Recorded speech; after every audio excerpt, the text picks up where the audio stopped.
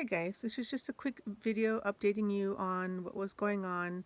So as you know, I had my PET scan, a week or two ago, about 2 weeks ago, yeah, 2 weeks ago, and there was more lymph nodes and a tiny bit more in the hip area, but most like 99% lymph node activity and nodules in the pleural or sac around my left lung, but nothing in the left lung. So I finally got to talk to an oncologist. My regular one is out with a medical issue right now. So the other person said that he recommends 2 rounds of chemo and the CT scan to look to see if that's enough. Because I did respond so well to the first 4 rounds. So um, I thought that was really, I was like, yay, I don't have to do, I'm not like already going to have to do 6 rounds. I can just start with 2 and we're going to take a look. That's awesome. So, he's basically, because CT scans are different from PET scans in that the CT scan, it's like black and white pictures. Um, the PET scan, it's also black and white, but it has other colors too. But the colors indicate how metabolically active, whereas CT can't do that. It just tells you size, whereas PET scan tells you how active those particular cells are. So, but the thing is, with all the lymph nodes, if the lymph nodes are shrinking, we know that it's working. So, and if they shrink to back to normal size, then that'll be a good indicator for us that, like, hey, maybe we can take a break, and for 3 months, and then do a regular PET scan. And if the PET scan shows good, then we can give it another 3 months. And that's the thing with stage 4 cancer. You don't want to rush. You want to drag it out as long as possible. I mean, when I got my scan back in October, yeah, end of October, there was progression, but it wasn't, it was minor. And I was like, okay, well, the holidays are coming up. I'd really rather not do chemo right before Christmas. My doctor says, okay, we can do that. It's nothing was serious. I didn't have anything, in the spine or lungs or liver or brain. It was just in the lymph nodes and in those couple little spots in the hip area. So she said, yeah, that's okay. Let's go ahead and, do another 2 to 3 months and then we'll rescan. And then we found when we rescanned that there were more lymph nodes, which, it's a bummer, but it happens. So uh, we're going to go ahead and do 2 more rounds of the taxotere and then rescan with the CT scan. So hopefully everything will go. Hopefully my body will be like, okay, I know this stuff. We can handle this. No big deal. Because I mean, I've been feeling my energy's been really good for the most part. I mean, I've been walking like I walked like 5 miles yesterday with what I was doing. Probably another 5 miles today because I did a lot of walking today. I mean, I've never walked that much, and so I'm hope to keep pushing myself as much as I can through the chemo and sleep as much as I need to help keep my body from getting sick or anything.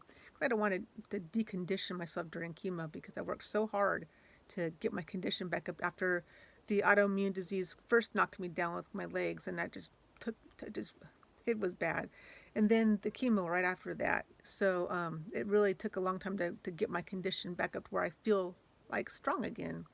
So, but with stage 4 cancer, we never know when we're going to have to go through chemo again. That's one of the reasons why, having any kind of a full-time job like being a teacher is nearly impossible. Nearly impossible. I know the people who do it, but when I was on Ibrance, it kicked my butt. I was barely able to get through the day. It was so difficult. And then when I'm on chemo, like I'm going to go back on chemo now, and this would be the middle of the school year. What would I be able to do? So I have good periods and then chemo periods, it's like there's not much I can do. I just take care of myself, take care of what I can, and then rest however much I need to, so I can just keep functioning somewhat until the chemo's done, and then I can get back to feeling more normal again. But, and that's okay. I accept that as part of my life, just like living and breathing and eating and sleeping. It's just part of life now. So, anyway, I think that was kind of cool news. I didn't expect to not have to do an automatic 6 rounds. I was like, oh. And I wasn't sure if they were going to change the chemo. There's different kinds. I know there's at least 5 different kinds of chemos that they use for breast cancer. There might be more, but I think there's at least 5. And so the fact that we're staying on this one again, and hopefully it'll work again, means that those other 5 will be held for later.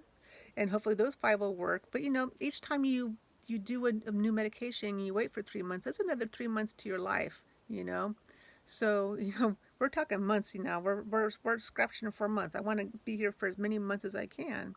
And so when you're doing stage 4 cancer treatment, or any kind of stage 4 treatment, doesn't matter, it could be breast cancer, liver cancer, pancreatic cancer, doesn't matter. You you want to scrape every day you can out of your treatments. Like, I don't mind it progressing a little bit, um, as long as it's not going to potentially cripple me, as long as it's not going to impair my body's ability to function. Like if it's making my lungs, fill up with fluid, or if I'm getting tumors in my lungs or tumors in my liver or the brain, of course. Those are my big areas. If it's in the liver, if it's in the lungs, if it's in the brain, or if it's in the spine, those are my big, like, oh crap, we need to do chemo things, or we need to change medication things. So that's if it's not in those 4 places, or if it's very little in those 4 places, I will try to scrape off another 3 months till the next scan. And depending, if you watch your scans and you can kind of monitor how quickly your cancer is growing, it'll kind of give you an idea. Can I scrape another 3 months out before we do a change in medications or do more chemo? But that's up between you and your doctor. I mean, I do a lot of researching, and I do a lot of looking at my scans and reading reports, and then I analyze, how quickly is this stuff growing over a month or 2 months. Can I, if I wait 3 months, am I going to have huge tumors, or the tumors just going to grow a millimeter or two? If it's just going to grow a millimeter or two in 3 months, I'll wait 3 months. As long as it's not, you know, making it hard for me to breathe, making it hard for my liver to clean, do its job, and it's not interfering with my brain, because the brain's kind of important. You need your brain. Without the brain, you're bye bye. So, and about 40% of women who have breast cancer, it gets to their brain, and that could still happen to me. I hope not, but there are treatments. They do have treatments for that as well. So, anyway, good news. So yes, got to do chemo. Kind of expected that at some point in the future. Hopefully, I wasn't hoping to be this soon, but what can you do? Um, so I will keep you informed, and if there's some weird stuff happens on my second time doing the same kind of chemo, which is taxotere this time, I'll let you know, because it's important for us people to know that even though we don't have a reaction the first time, we might have a reaction the second time. And even the oncologist who scheduled my appointment for the 11th said, hey, we're going to start it out slow, and then we're going to bump it back up, and make sure that you don't have a reaction, because I guess you can still have a reaction even though you didn't have a reaction the first time. Anyway, thanks for watching, and take care of yourselves. Bye bye.